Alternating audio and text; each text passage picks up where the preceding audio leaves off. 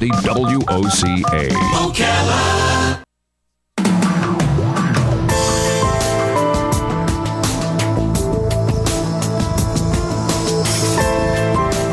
All right, 5 minutes after 10 o'clock. Thank you for tuning in. If you were listening just a little while ago, you heard the Veterans News that we do every Thursday here, and we have a kind of a related topic right now. There is a study that says that healthcare is distributed unevenly in the United States, and minority populations often receive less care than others, or care of less quality than others. And that's kind of a disturbing study, and especially, or maybe not especially, but including in the one area you wouldn't think that you would find that would be among veterans. Dr. David Atkins is on the phone to address this problem. He's the acting Chief Research and Development Officer for the Department of Veteran Affairs. April is National Minority Health Month, so it dovetails with that as well. Good morning, Dr. Atkins. How are you? Good morning, Larry. Where are you calling from? Where are you? I'm in Washington, D.C.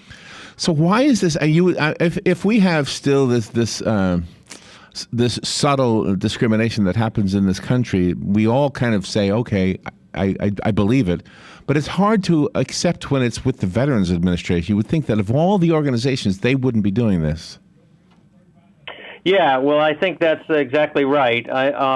And we've been looking at this for probably several decades now. I think the picture has some good aspects and some troubling aspects. The good aspects is we do better than outside the VA, and that's probably because we've solved the biggest barrier that causes disparities, which is lack of insurance, which we know is higher among African American and Hispanics. Right.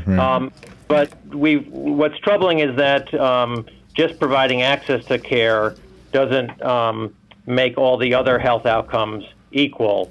And what our research has shown us is that there are a number of factors that contribute to that, and we have to work on all of them. So we're making progress, but we know that we still have gaps that we haven't solved. So instead of acting like I'm placing blame on the agency itself, is it possible that just the way our society is, maybe we ourselves are to blame? We say, oh, I don't need the doctor. Maybe is it that kind of a thing? Yeah, so I think that's a good way to look at it.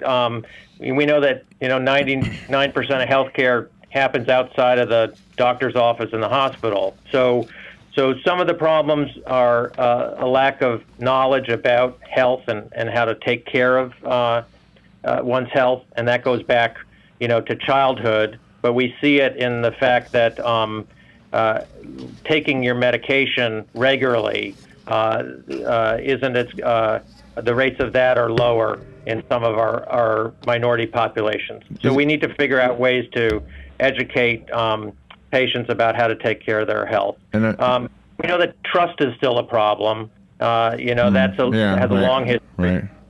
So what about female versus male veterans, regardless of whether they're in the minority group or not? Because women in general seem to be more on top of the need to go see medical professionals more than men. Yeah, that's true. They're more active about their health, and it may be because they sort of get used to it at a younger age for going in for their annual exams. But we're very interested when we talk about equity. We're not just talking about race, ethnicity. We're talking about women and men, and we're talking about people who live in rural areas. So we've got a growing group of women veterans. We know that there's some places in care that we're still building up care, such as for women's exams, gynecology care, pregnancy care. But I think you're right that in terms of general preventive health care, women do a little better than men. And you just don't focus on African Americans. You focus on Hispanics and the American Indians.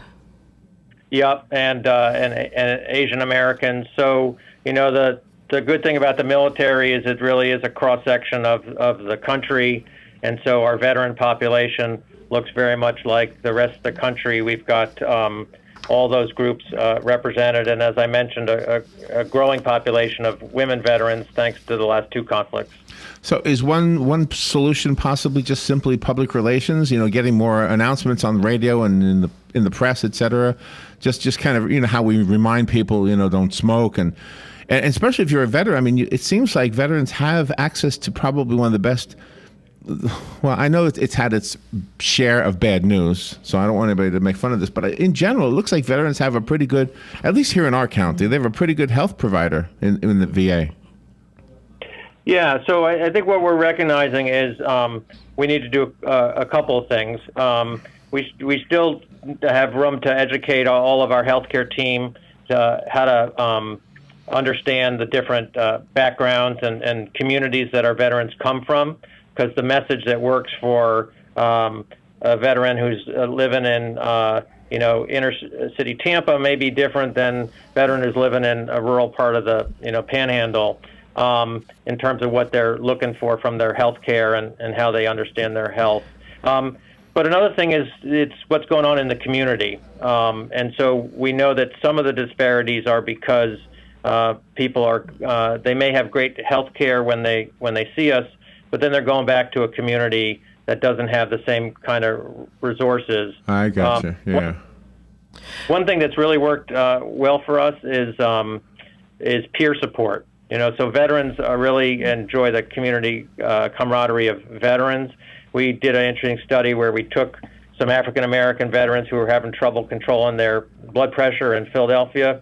We linked them up with a peer member of their community who had figured out how to take care of their blood pressure, and that kind of advice and support really made a difference.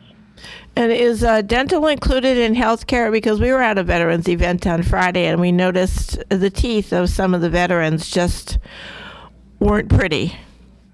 Yeah, it's a complicated answer, and I'm afraid I may not get it completely right. So some veterans are entitled to dental care, but not all veterans are. It's an unfortunate sort of quirk about it. So depending on whether you have some dental problems that were related to your service, you can get dental care, but not all veterans are entitled to that. The preventive procedures that we always hear about, like a colonoscopy, those kinds of things, I mean, we're not sick. We're going in just for preventive. Are we seeing a discrepancy there? And what would, if there is there a reason for that? Yeah, that's an area we do pretty well on. So the things that I think are sort of more in our control, testing for blood pressure, cancer screenings, giving immunizations, we don't see those gaps. The places that we're still seeing those gaps are where the care either requires sort of lifelong care, so controlling your blood pressure or keeping your diabetes in control. We still see a gap in terms of how well African American and Hispanic veterans are doing. And then things that involve more risky procedures. Knee replacements is a big one. Arthritis is just as common among African Americans, but they're less likely to get a knee replacement. And so we've done a number of studies trying to look at that.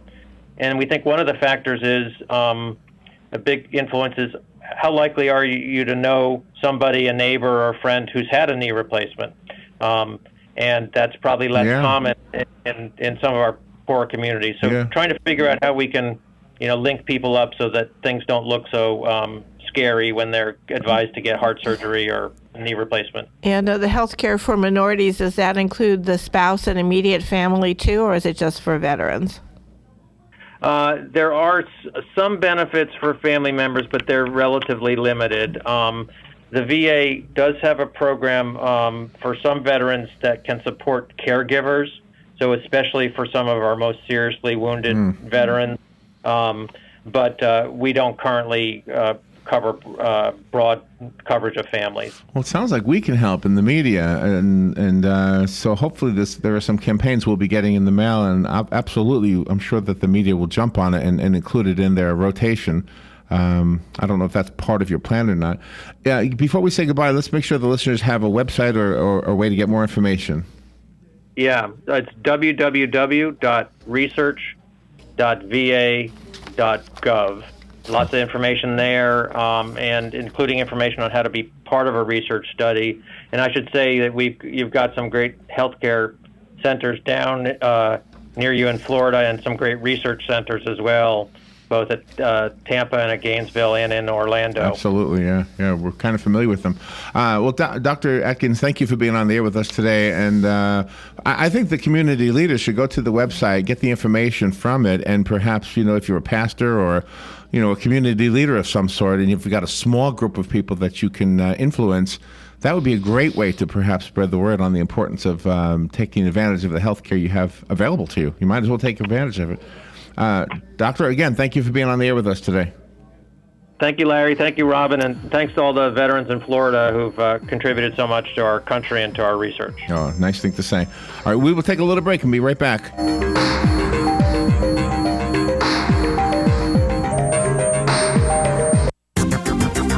The weather is brought to you by myfwc.com. Safe boating is no accident. Not much more than a stray shower near the coast today. Otherwise, it's going to be partly sunny with a warm breeze and high of 80 to 85. Clear tonight, a low of 55 to 62. Sunshine tomorrow with a high of 82 to 87. And it is going to stay sunny Saturday, although it's a little cooler, high of 74 to 79. From the Florida Weather Center, I'm meteorologist Maggie Johnson.